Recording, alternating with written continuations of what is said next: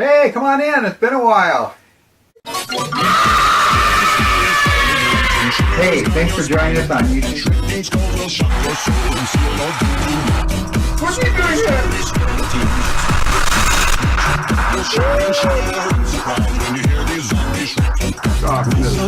Across the land, and my stick is shot at hand. Hey, welcome to my part 5 of my Jeepers Creepers special project that I'm working on. I wanted to share with you what I've been doing with the character, and so let's take a look at the video, shall we? Alright, here's the next part I've done. I am actually putting the head in. I actually want him to be able to move his head side to side and a little bit more than that. So what I have built inside here is I have added onto the bottom of his neck, as you can see, some more epoxy. And so what I'm going to be doing is shaping that a little bit more to give a little bit more mobility. It fits right in there. As you can see, it fits the neck perfectly into it. He can move side to side. If I cut this a little bit more on either side of the epoxy, that will happen a little bit more, which I will do. I'll make some adjustments. And the top plate fits right on top of. And of course we have the, let me set it up. There's no lineups have been put in it because we're going to do the lineups on the outside, but we'll make allowances for the arms to be able to fit. I've taken some epoxy that I've made up, and I put some epoxy around the holes to get that as clean as possible. We're just slightly building it up. Remember, there's two halves here.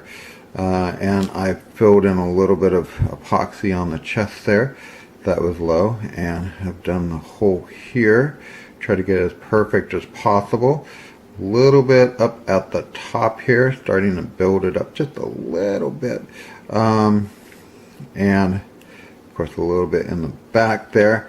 Then the other thing that I'm doing is I am making, to get a perspective on for the arm, I'm making a little ball on the end of this teriyaki stick to see how far in it's going to go, and get like a prototype so that I know what I'm doing for the first part of the arm. This is the back and this is the front. I think we've established. And what I'm basically going to do is I'm going to connect these two pieces together, or make a way for them to be connected together so that I can move on with making the rest of the body. So what I've done was I've gone out and got some screws and bolts.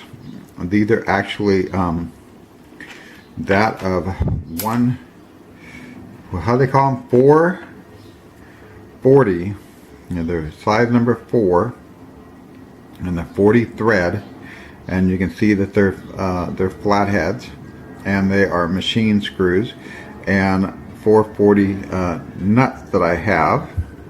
And I wasn't sure which size I wanted to get for this project, and I'm going to be doing more projects, so I went ahead and bought 2 of each.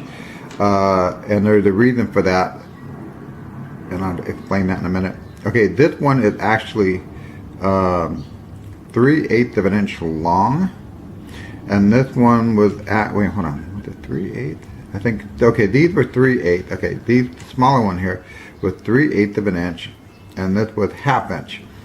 And I'm going to use the 1/2 inch size, 440 1/2 inch, not the 440 3/8.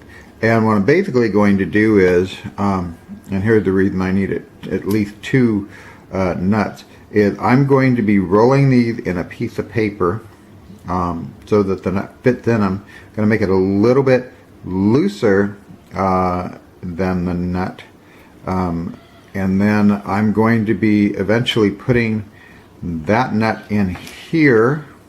I'm going to be hooking that to the base, and I'm going to be putting a hole in the back here so that when I put the hole here, it will actually have a tube that goes down a little bit, kind of countersinks down.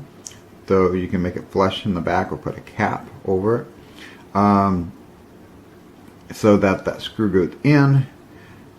So what I'm doing is cutting a piece of paper, just a standard piece of paper, 8 by 10, and I've cut it 3 inches wide approximately, and I'm going to fold it in half. I'm going to go ahead and cut it here.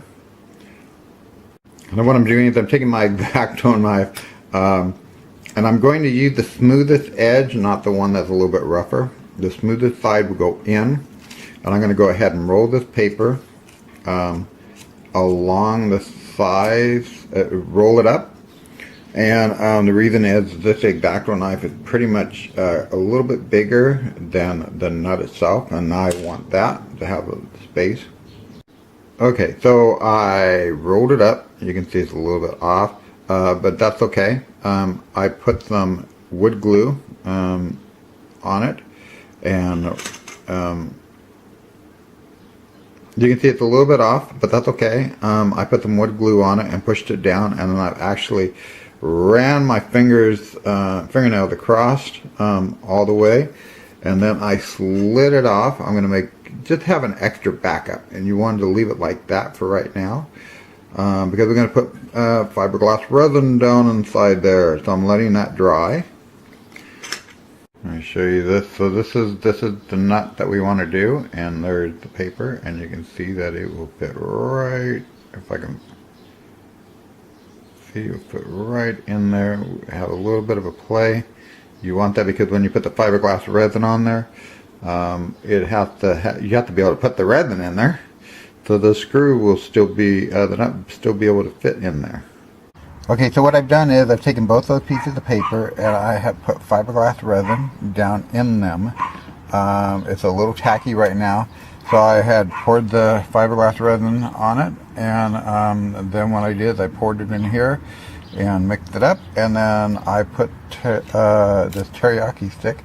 I took fiberglass resin and dipped it, and then we'll go a little bit and go down a little bit and a little bit and get about halfway down, and do the same with this side, and then go to the other side and do the same thing. Make sure that it is coated on the inside, and then I came back and actually used my fingers and put fiberglass resin on the outside.